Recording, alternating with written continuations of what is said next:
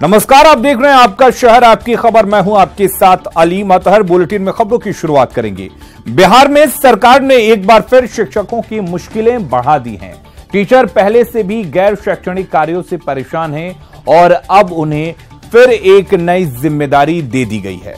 वैशाली के चेहरा कला के ब्लॉक के बीडीओ ने एक अजीबोगरीब फरमान जारी किया है, जिसमें हाई स्कूल के शिक्षकों को पंचायत में जाकर घर घर शौचालय का सर्वे करने और रिपोर्ट बनाने का जिम्मा सौंपा गया है। इतना ही नहीं, सर्वे को लेकर शिक्षकों को कार्यशाला लगाकर प्रशिक्षित भी किया गया है।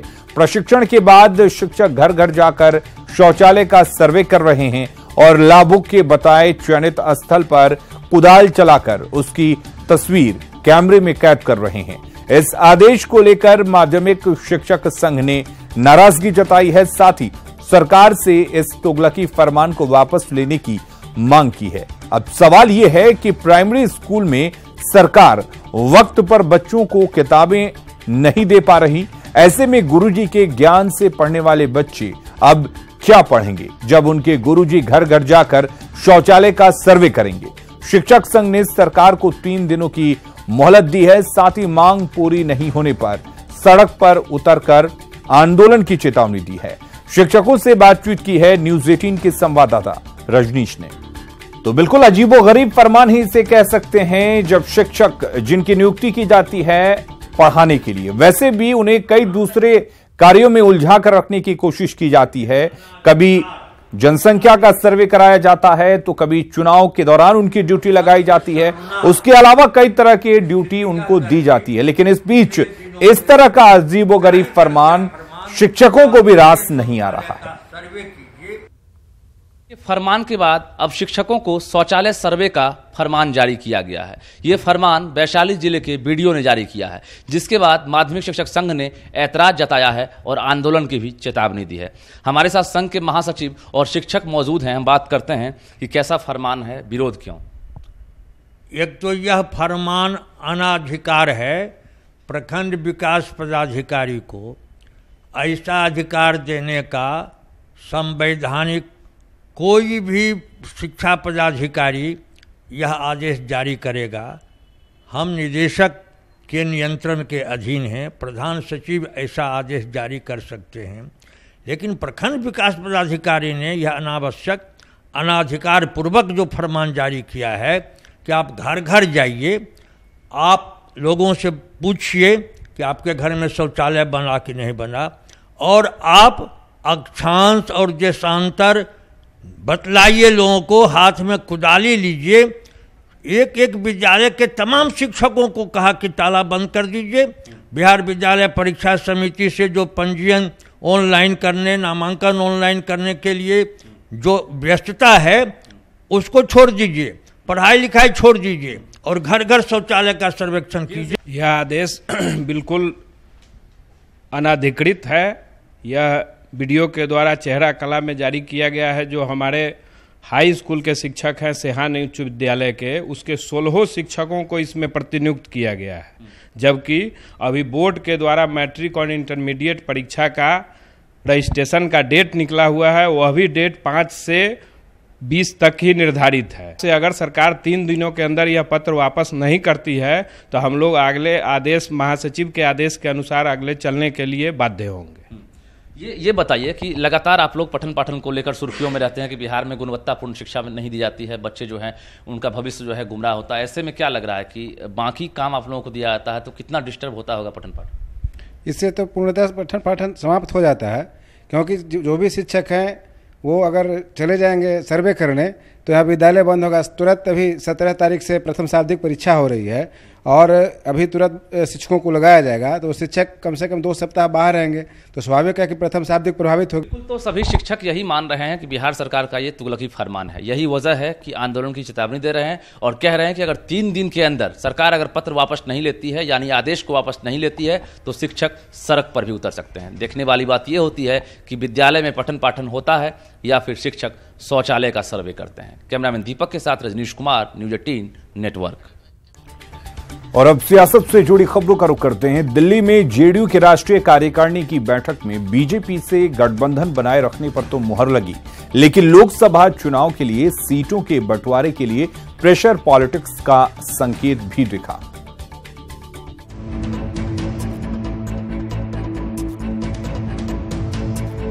भारतीय जनता पार्टी की विचारधारा अलग है और जिस विचारधारा के हम समाजवादी हैं, we are very proud of it.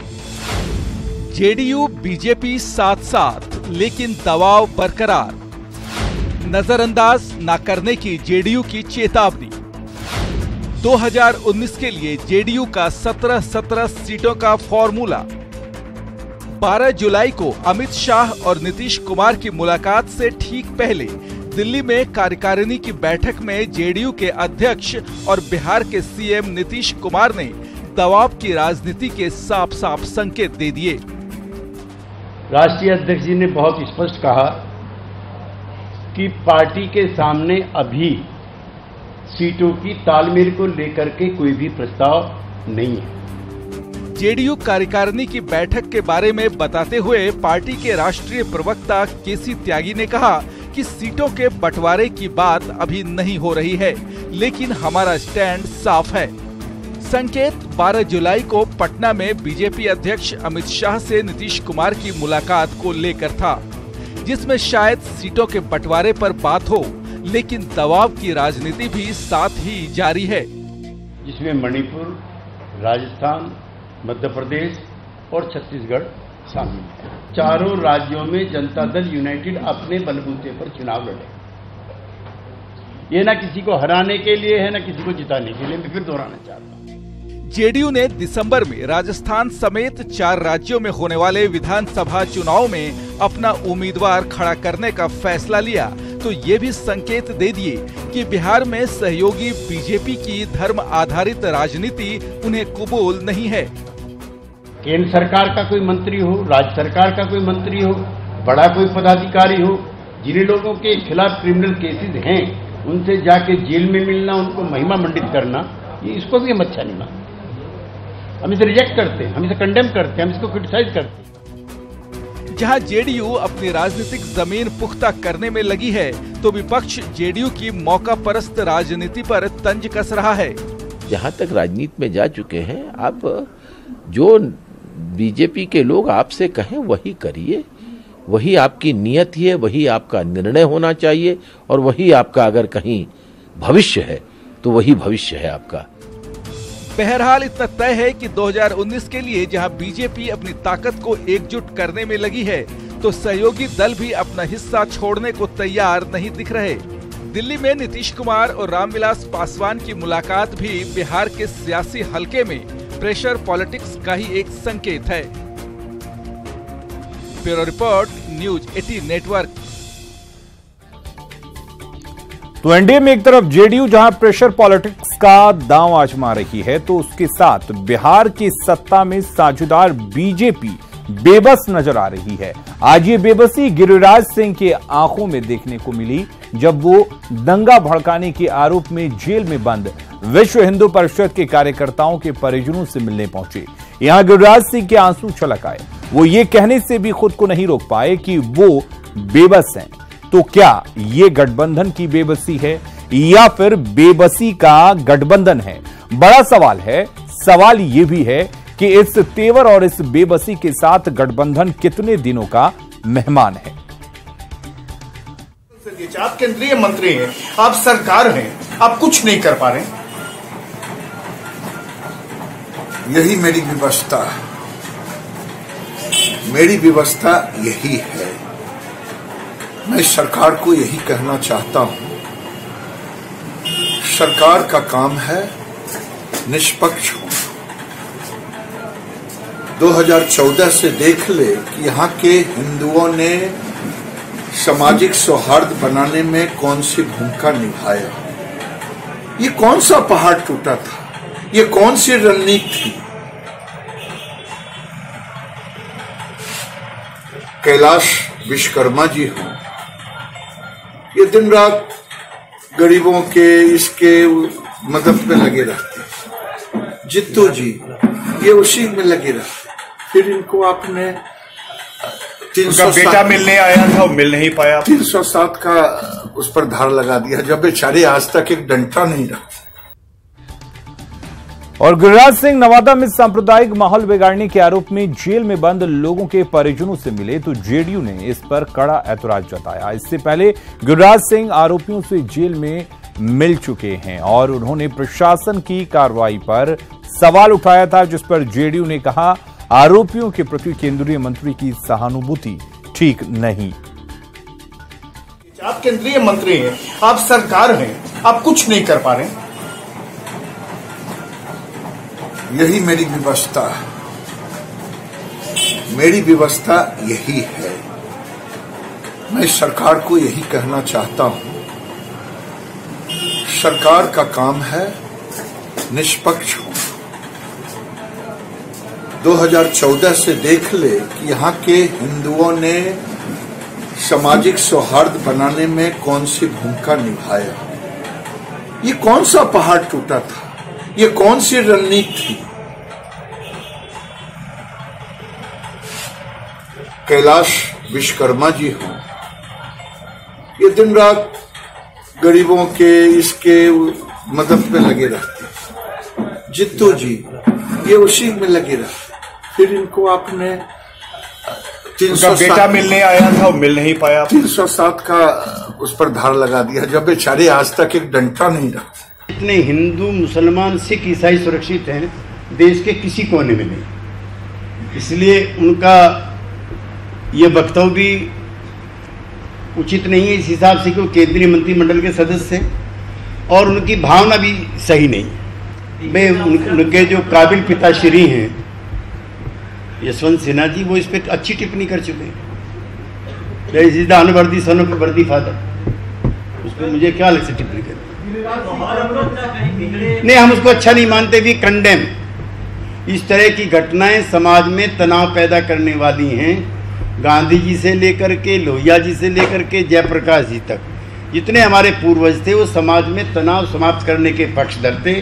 और पार्टी की स्पष्ट और बहुत कैटेगरिकल राय है कि भागलपुर की घटना हो चाहे रांची की घटना की, स्पष्ट और बहुत कैटेगरिकल राय है कि भागलपुर की घटना हो चाहे रांची की घटना हो हजारीबाग की, और चाहे नवादा की घटना हो, they are creating tension in the society.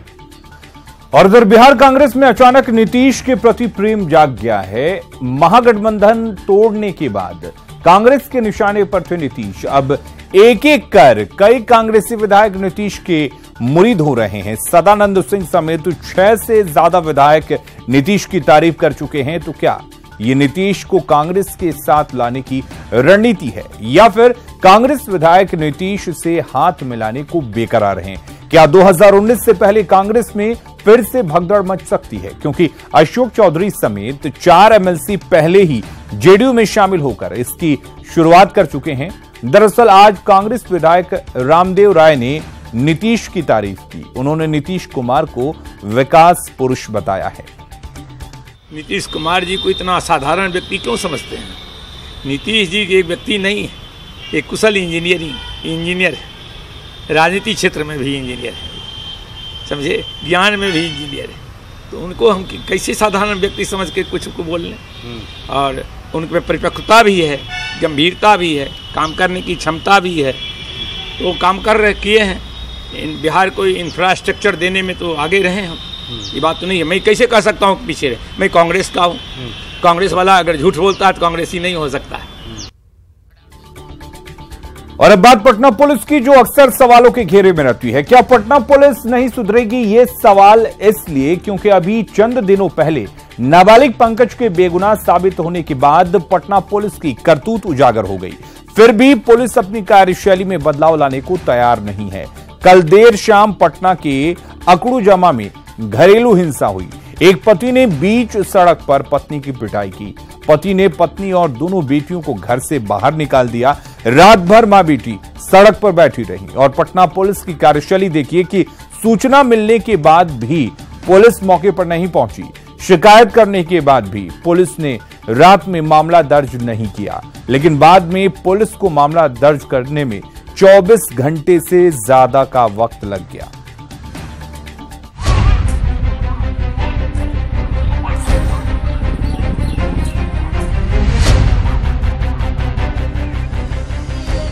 ये है पटना की जास्मीन, जिसकी जिंदगी 3 तलाक की वजह से जहन्नुम बन गई है। इनके बदन पर जो जख्म दिख रहे हैं वो इसके शौहर ने दिए हैं। चोट तो सर देख लीजिए, यहाँ चोट है, गर्दन में देखिए गला दाबने की चोट है, हाथ में देखिए, और देखिए पीठ में कितनी सारी ईटा से चोट है, और डंडा से मेरा ये सब में डंडा से मारे हैं और ये इस जगह रोड पे मारा है, कोई बाहर नहीं। चाहता क्या है वो चाहता है जो मैं मार जाऊँ, मैं घर छोड़ के चली जाऊँ। पूरी कट गई है। 3 महीने पहले कागज पर तलाक लिखकर उससे वास्ता खत्म कर लिया और अब जिस घर को जास्मीन ने अपनी मेहनत की कमाई से बनाया था उससे भी निकाल दिया। नहीं, मैंने घर बनाया है अपनी मेहनत से, वो तो जेल कटते रहते हैं। जमीन उनके नाम पे, घर मेरे नाम से थी, क्योंकि मेरे से एग्रीमेंट पेपर साइन करवाए थे। एग्रीमेंट पेपर है आपके पास? जी नहीं, मुझे मारपीट के उस दिन भगा दिए थे, जो सारे पेपर पार दिए, जला दिए बाहर में निकाल के। ये देखिए गर्दन में पूरी निशान है। पीड़ित महिला बीते रात 1 बजे से अपनी 2 बच्चियों के साथ घर के बाहर रह रही है। प्रशासन से मदद की गुहार भी लगाई, लेकिन वहां से भी कोई भरोसा नहीं मिला। पुलिस तो कुछ नहीं कर रहे, पुलिस तो हम लोग के मतलब कि कुछ बात ही नहीं सुने। जितना बार बोलने गए उतना बार मतलब कि बोले आप बैठिए। रात में 1 बजे तक हम लोग को बैठा के रखे हैं। केस दर्ज हुआ अभी तक? नहीं, कुछ नहीं करा किए। न्यूज़ 18 हमेशा से सामाजिक सरोकारों से जुड़ी खबरों को लेकर अपनी जिम्मेदारी को निभाता रहा है। इस मामले में भी हमारी कोशिश है कि पीड़ित परिवार को उसका हक मिले। तो ये पटना पुलिस का हाल है और लगभग कमोबेश सूबे के हर जगह का यही हाल है। अगली खबर का रुख करते हैं। गोड्डा में नाले के शिलान्यास को लेकर सियासत गर्मा गई है। बीजेपी ने नगर परिषद अध्यक्ष पर मारपीट के अलावा सरकारी काम में बाधा डालने का आरोप लगाया है, जिसके बाद नगर परिषद अध्यक्ष को गिरफ्तार कर लिया गया है। नाला के शिलान्यास को लेकर बवाल, नगर परिषद अध्यक्ष पर मारपीट का आरोप। बीजेपी कार्यकर्ता ने लगाया मारपीट का आरोप। शिलापट बना रहा था, उसके साथ मारपीट किया। वो करने के बाद अब मारपीट कर रहे थे, हम पूछे क्यों मारपीट कर रहे भाई आप, तो वो बोले लगे तुम ज्यादा हीरो हो गया। फिर हमसे मारपीट किए, पहले धक्का मुक्की किए, उसके बाद धक्का मुक्की पर नीचे एक ईटा था, ईटा उठा के सिर पे दे मारे। नगर परिषद अध्यक्ष का मारपीट से इंकार, बीजेपी कार्यकर्ताओं पर लगाया धक्का मुक्की का आरोप। कहा विवादित जमीन पर शिलान्यास की थी तैयारी। पहले हमको धक्का मुक्की किया, देखिए हमारा पेंट फटा हुआ है, उसी पर धक्का मुक्की में वो गिरा है। और जो आदमी हम पर आरोप लगाया है कि मारपीट कर रहा है, वो वहाँ क्या कर रहा था? उसका तो घर भी नहीं है। दरअसल नगर थाना क्षेत्र के कोठी मोहल्ले में नाली निर्माण का शिलान्यास बीजेपी विधायक अमित मंडल की ओर से किया जाना है, जिसे लेकर शिलापट बनवाई जा रही थी। जिस जगह पर शिलान्यास होना है वो नगर परिषद अध्यक्ष के घर के सामने है। बीजेपी कार्यकर्ताओं का आरोप है कि नगर परिषद अध्यक्ष ने उनके साथ मारपीट की, जबकि नगर परिषद अध्यक्ष का कहना है कि बीजेपी कार्यकर्ताओं ने पहले उनके साथ धक्का मुक्की की। उनका आरोप है कि जिस जगह शिलान्यास होना है वो विवादित क्षेत्र है। हालांकि बीजेपी विधायक ने कहा कि जमीन विवादित है या नहीं, ये देखने का काम प्रशासन का है। रोक है कि क्या है वो तो विभाग देखेगी और वो देखेंगे आपके वीडियो। ये गुड्डू मंडल को किसने राइट दे दिया कि वहाँ पे जाके मारपीट करना? ये भी राइट दिया गया कि अनुमंडल पदाधिकारी से। अगर पदाधिकारी ऐसा बोलते तो फिर मुझे बताइए। बीजेपी कार्यकर्ताओं ने नगर परिषद अध्यक्ष पर सरकारी काम में बाधा डालने और मारपीट का आरोप लगाया है, जिसके बाद नगर परिषद अध्यक्ष को गिरफ्तार कर लिया गया। शिलान्यास का कार्यक्रम प्रस्तावित था, उसी को लेकर बोर्ड लग रहा था, बीजेपी के कार्यकर्ता बोर्ड लगा रहे थे और नगर अध्यक्ष के द्वारा उसको अप्रोच किया गया है और शायद वहाँ पे मारपीट की भी घटना घटी है। एक व्यक्ति का सर भी फटा है। शिलान्यास को लेकर विवाद और मारपीट से गोड्डा की सियासत गर्मा गई है। अजीत कुमार सिंह, न्यूज़ 18 गोड्डा। अगली खबर का रुख करते हैं। रामाज्ञा स्कूल नोएडा में खेलों के प्रति लोगों को जागरूक करने के लिए खेल प्रतियोगिता का आयोजन किया गया, जिसमें बच्चे और बड़े सभी ने इंडोर और आउटडोर गेम्स में जमकर हिस्सा लिया। इस इवेंट में मुख्य अतिथि के रूप में नेशनल विमेन रेसलिंग चैंपियन अलगा तोमर और क्रिकेटर मदन लाल शामिल हुए। इस प्रतियोगिता में 12 खेलों का आयोजन किया गया। इस आयोजन का मकसद खेलों के प्रति लोगों में जागरूकता फैलाना है, ताकि देशवासियों के स्वास्थ्य में सुधार हो सके।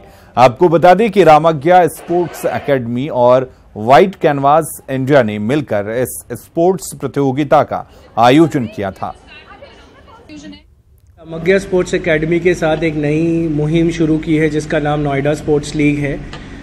बेसिकली इसके 2-3 मेन ऑब्जेक्टिव्स हैं। पहला ऑब्जेक्टिव ये है कि लोग जो स्पोर्ट्स से दूर चले जा रहे हैं, स्पोर्ट्स लविंग कंट्री को हम स्पोर्ट्स प्लेइंग कंट्री दोबारा कैसे बनाएं, इस चीज़ को मेन ऑब्जेक्टिव बना के हमने नोएडा स्पोर्ट्स लीग बनाया है। ये मोटिवेट करती हैं, हमें आगे चांस देती हैं कि आप नेशनल्स और आगे और भी टूर्नामेंट्स होंगे वो उसमें हमें सपोर्ट करती हैं। ये प्लेटफॉर्म हमें काफ़ी मोटिवेट करता है क्योंकि हमें बहुत सारे प्लेयर से खेलने का मौका मिलता है। और इस बुलेटिन में फिलहाल के लिए इतना ही। नमस्कार।